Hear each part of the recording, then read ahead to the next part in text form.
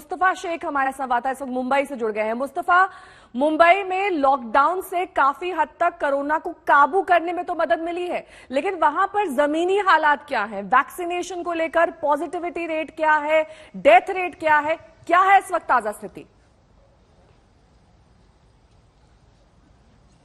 जी बिल्कुल, अगर आप फ्रेश केसेस की भी बात करें तो 2600 केसेस कल मुंबई में आए थे, जो कि मार्च के अभी तक के सबसे कम केसेस है। तो एक तरह से जो वेव था, आप कह सकती हैं कि वो प्लेटू होता दिख रहा है। टेस्ट कम हो रहे हैं, लेकिन वैक्सीनेशन सेंटर्स पर अगर आप देखें तो ये हम बीकेसी जंबो सेंटर पर है, यहाँ पर वैक्सीनेशन सेंटर के बाहर तक भीड़ है। आप इससे अंदाजा लगा सकते हैं कि अंदर भी कितने ज्यादा लोग हैं, क्योंकि वैक्सीनेशन सेंटर काफी अंदर जाकर फैसिलिटी में बनाया गया, उसके बाद ही बाहर से दिख रही है।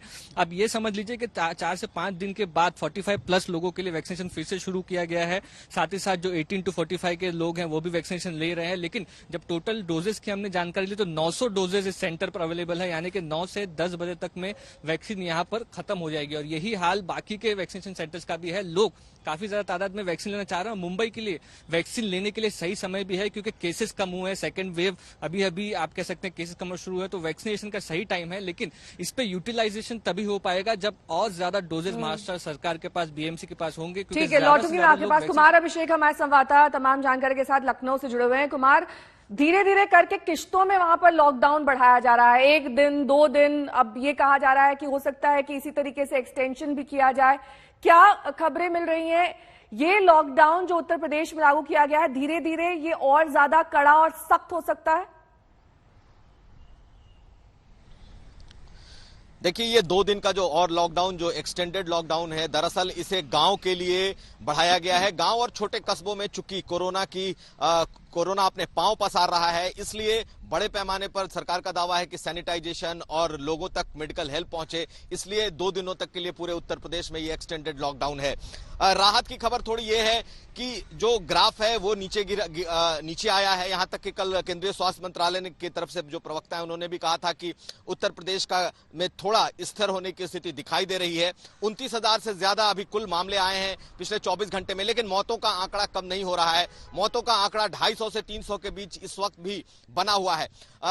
रही बात लखनऊ को, थोड़ी राहत कह सकते हैं। 6,000 जो केस हम पिछले हफ्ते 10 दिन पहले देख रहे थे वो 3,000 पर आया है, लेकिन अभी भी अस्पतालों में जो ऑक्सीजन की जो दिक्कत है वो थोड़ी चल रही है। आपके पास हमारे संवाददाता रोहित सिंह इस वक्त पटना से जुड़ गए हैं। रोहित, कल हमने एक रिपोर्ट देखी थी, आरा के एक अस्पताल की रिपोर्ट थी, क्या हाल है वहां पर? ये साफ तौर पर उस रिपोर्ट में दिखाई दे रहा था। उस रिपोर्ट के बाद प्रशासन ने संज्ञान भी लिया था, लेकिन ये महज एक मामला है। ऐसे तमाम अस्पताल होंगे पूरे बिहार में जहां पर सुध लेने वाला ही कोई नहीं है। बिल्कुल, देखिए, पटना हाईकोर्ट ने भी जो है इस पूरे मामले का संज्ञान लिया है और कहा है कि ऐसा लगता है कि कोरोना को हैंडल करने में नीतीश कुमार सरकार जो है वो, उसका पूरा तंत्र जो है वो असफल हो चुका है, फेल हो चुका है। और ऐसे में सवाल उठाया कल पटना हाईकोर्ट ने कि आखिर सरकार कब लॉकडाउन लगाने जा रही है बिहार में, जिसके बाद आनन फानन में कल नीतीश कुमार ने एक उच्च स्तरीय बैठक बुलाई और आज एक क्राइसिस मैनेजमेंट ग्रुप की बैठक होनी है तकरीबन 11:30 बजे। और ये लगभग तय माना जा रहा है कि बिहार में कम से कम 10 दिन से लेकर 14 दिन तक का जो है वो लॉकडाउन लगाया जा सकता है, क्योंकि हाईकोर्ट ने फटकार लगाई है कि अगर लॉकडाउन का ऐलान नहीं होता है तो फिर हाईकोर्ट ही कोई कड़ा फैसला लेगी बिहार में कोरोना के हालात को काबू में लाने के लिए। ठीक है, और रवीश पाल सिंह की तरफ अब बढ़ लेते हैं, उनका रुख करते हैं। रवीश, जिस तरीके से मध्य प्रदेश की स्थिति भी बाकी राज्यों से अलग नहीं है, वहां पर आप अलग अलग अस्पतालों में जाते होंगे, क्या व्यवस्था है, क्या सिस्टम है, किस तरीके से सरकार की तरफ से अब एक्स्ट्रा कुछ किया जा रहा है? क्योंकि अब हम उस स्थिति को पार कर गए हैं जहां पर आप क्राइसिस मैनेजमेंट कर सकते थे, क्योंकि अब तो इमरजेंसी मैनेजमेंट करना है। बिल्कुल सही कहा है आपने, क्योंकि क्राइसिस मैनेजमेंट का दौर तो तब शुरू होना था जब ये लहर मध्य प्रदेश में आई थी, इसने हिट किया था राज्य को, लेकिन वो हुआ नहीं। और यही वजह है कि हम बीते 15-20 दिनों से अगर देखें तो भले ही सरकारी अस्पताल हो जो कोविड केयर सेंटर बनाए गए हैं या फिर निजी अस्पताल हो, बेड की भारी मारामारी है।